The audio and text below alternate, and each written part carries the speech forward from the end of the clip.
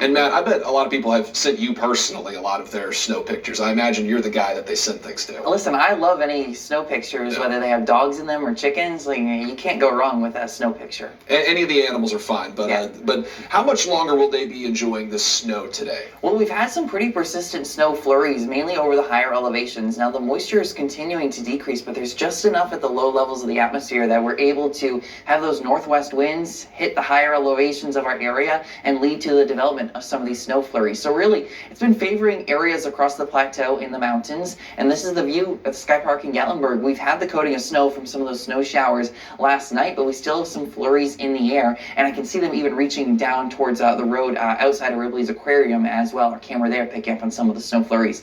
We had a pretty persistent snow shower earlier in Campbell County, but you can see the clouds have broken apart just a little bit than what it looked like a few hours ago, but still some snow falling in this area as well with a nice coating there on the rocks. So we do have the radar picking up on some of this moisture that's still, again, that northwest flow as it hits up against the plateau and in the mountains, leading to some snow flurries. And we've had a couple of flurries around Knoxville as well, but road temperatures are warming up. So the threat for this snow to accumulate on the roads is really going down, and we're starting to see even the icy conditions that developed overnight melt away as well. At this point, most are above freezing except for those along the Tennessee-Kentucky state line, but even in that area, we'll see road temperatures climb above freezing. Air temperatures are a different story. We're in the teens and 20s right now, and because of this persistent northwest flow and a lot of clouds, temperatures really haven't changed all that much this morning. We've been at 20 degrees in Knoxville for the last several hours. We'll climb a couple of degrees into the afternoon, but it does feel very cold at this hour.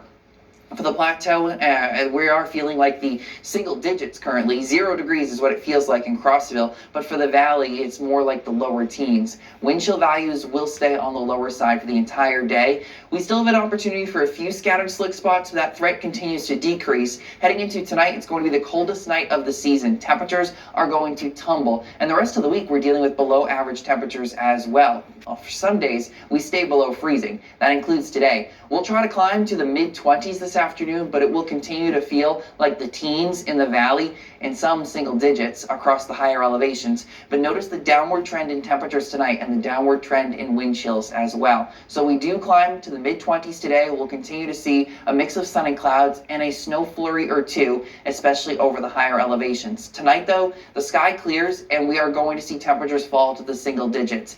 Everyone into the single digits tonight. A very cold night. It could be our coldest night so far this season, and we will see a breeze continue to be around from the northwest, and that makes wind chill values for some dip below 0. So dangerous cold is in the forecast for tonight into tomorrow morning. We will see temperatures climb to the mid-30s tomorrow afternoon, and I do think we see more sun tomorrow compared to what we've seen so far for today. But remember, it's still going to be breezy, so it will feel like the 20s. So it's another cold day tomorrow. We'll be holding with temperatures in the 30s for the rest of the week. More clouds on Wednesday, still enjoying a mix of sun and clouds Thursday and Friday, holding with highs in the low to mid-30s, and our overnight lows will be right around the 20-degree mark. So this week is cold, but we may get some reinforcement heading into the weekend. Another piece of Arctic air tries to rotate into the region, so I think we could have weekend mornings similar to tomorrow morning, once again down into the single digits and some upper teens, or lower teens, I mean.